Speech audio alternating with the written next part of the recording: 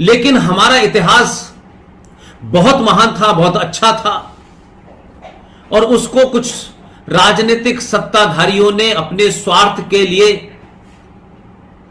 उस पे समय समय पे बदलाव कर दिए, एक बिल्कुल नया नैरेटिव बदल दिया, तो भी आज की पीढ़ी को उनके चेहरों से नकाब उतरने की या नकाब उतार करके उनके असली चेहरों को दिखाने की जिम्मेदारी हमारी है। भारत 1947 को तथाकथित तौर पे आजाद हुआ। तो पहला झूठ यहां से शुरू होता है कि भारत को आजादी नहीं मिली। भारत को आजादी नहीं मिली, बल्कि ट्रांसफर ऑफ पावर जो हुआ है उसे हमने आजादी कही। तो आजादी और ट्रांसफर ऑफ पावर में फर्क होता है। लेकिन 1947 से लेके 1950 के बीच में संविधान बनने की प्रक्रिया हुई। संविधान सभा की बहुत सारी बहसें हुई, लेकिन वो बहस ऐसी की ऐसी हमारे आर्काइव्स में रखी हुई है। लेकिन सत्ता के शीर्ष पर उस वक्त जो लोग बैठे थे, उन्होंने उन डिबेट्स को कभी सार्वजनिक नहीं होने दिया और एक खास नैरेटिव को आगे किया और उसी को देश के जनमानस के सामने रखा, जिसके चलते उस वक्त किसी भी मुद्दे पे संविधान सभा के, चाहे वो अयंगर जी हो, गोपाल जी हो, B.R. अम्बेडकर जी हो, ये तमाम सब लोगों की किसी एक मुद्दे पे क्या राय थी, उनका क्या तर्क था, क्या उनकी लॉजिक थी, वो अगेंस्ट में थे या उसके प्रो में थे, ये तमाम सारी चीजें कभी आई नहीं। और कहा कि ये संविधान बन गया। तो 1950 में जब संविधान बना, तो आपको पता होगा कि 1947 में जब भारत तथाकथित तौर पे आजाद हुआ, तो सरदार पटेल को इस बात की जिम्मेदारी दी गई कि इस देश में 562 रियासतें जो आजाद, जिसे अंग्रेजों ने आजाद कर दिया था, उनका एकीकरण करना था। यह बात हो सकता है आप लोग सुनते रहे हो बीच बीच में। उस एकीकरण के दौर में जवाहरलाल नेहरू साहब ने, सरदार पटेल जो उस वक्त भारत के गृह मंत्री हुआ करते थे, उन्होंने पूरे देश की रियासतों को एक करने की जिम्मेदारी तो सरदार पटेल को दी। लेकिन वो कौन से कारण थे? क्या उनके हिडन एजेंडा थे? क्या कश्मीर के लोगों से, कश्मीर के नेताओं से उनके जायज या नाजायज क्या संबंध थे? किन मजबूरियों के चलते उन्होंने ये कहा? ये शब्द मैं जानबूझ के इस्तेमाल कर रहा हूं। कोई ऐसी मजबूरी थी जो वो छुपाना चाहते थे, बताना नहीं चाहते थे, सार्वजनिक नहीं होने देना चाहते थे, जिसके चलते सरदार पटेल को इस एकीकरण के पूरे प्रोसेस में जम्मू कश्मीर को उनसे अलग रखा गया।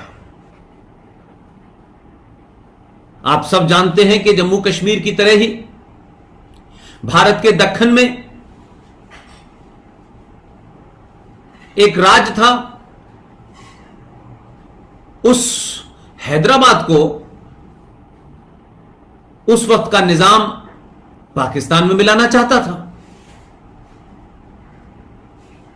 लेकिन उसके उस मंसूबे को सरदार पटेल ने पहले उसे प्यार से समझाया, उसकी बात मानी।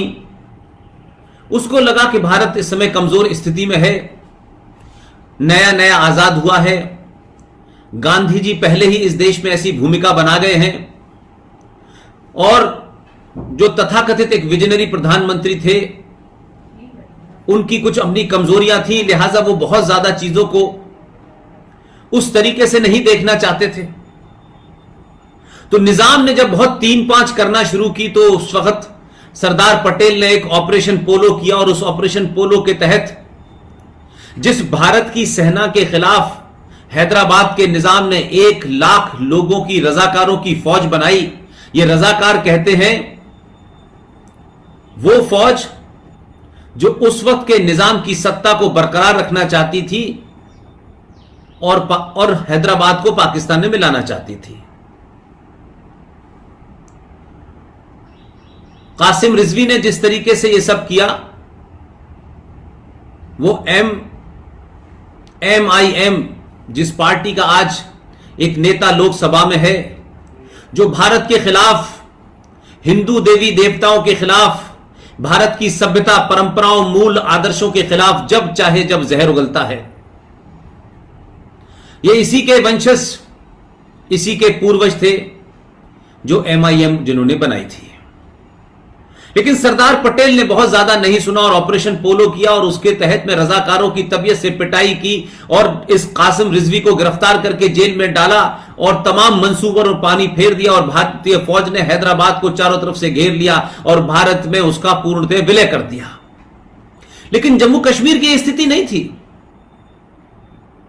तो जम्मू कश्मीर के नेता जो बहुत बौने थे, अगर आज की एक ऐसी भाषा जिसे मैं कम इस्तेमाल करता हूं, लेकिन कभी कभी सही मंजर और सही पिक्चर और सही चरित्र के लिए आपको वो आम भाषा में बात कहनी पड़ती है जिसे आम जनमानस समझ सके।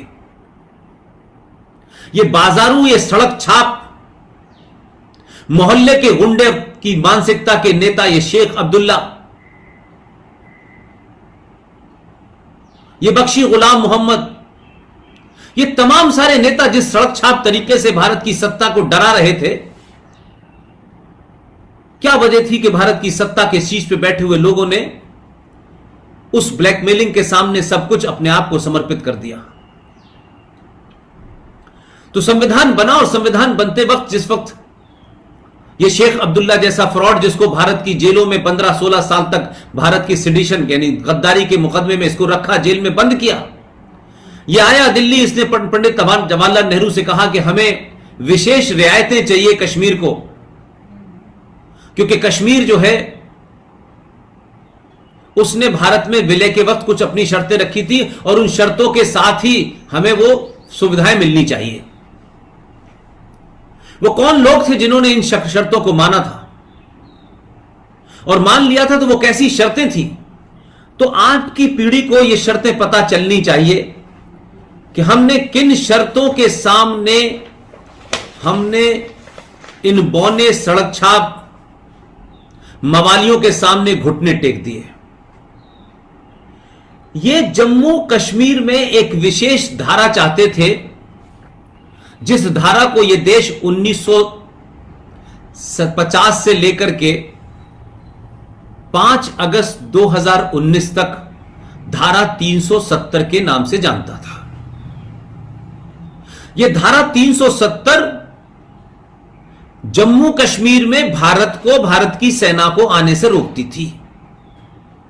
यानी भारतीय सत्ता के जितने भी इंस्ट्रूमेंट थे उसे लीगली, कॉन्स्टिट्यूशनली आने से रोकती थी।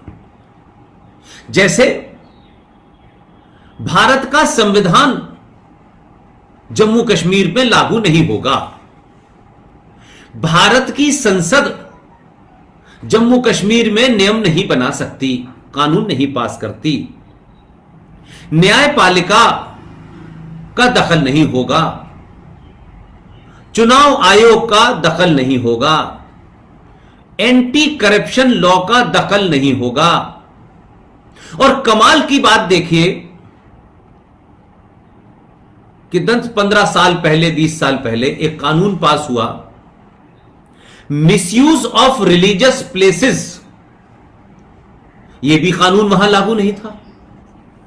तो यह धारा 370 ने भारत की धरती पर भारत के पैसे से पलने वाले एक राज्य को, जो कि पूरे देश में एक मुस्लिम बहुल राज्य था, संविधान का उल्लंघन करते हुए, संविधान की तमाम प्रावधानों को ताक पे रखते हुए उस वक्त के बौने लीडर ने जम्मू कश्मीर को भारत की धरती पर टू नेशन थ्योरी, जिसकी बुनियाद पे पाकिस्तान बना था, एक मिनी पाकिस्तान भारत की धरती पे क्रिएट कर दिया।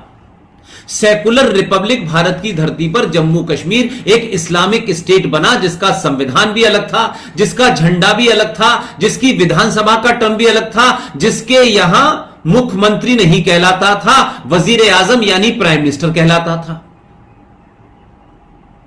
जिसके सारे नियम थे। यहां पूरे देश में आईपीसी थी, वहां आईपीसी नहीं थी, वहां रघुवीर पैनल कोर्ट कहलाता था। अब आप सोचिए कि इस परिस्थिति में हम पिछले 70 सालों से हमारी हर पार्टी के नेता ने, चाहे वो सेकुलर हो, चाहे अल्ट्रा नेशनलिस्ट हो,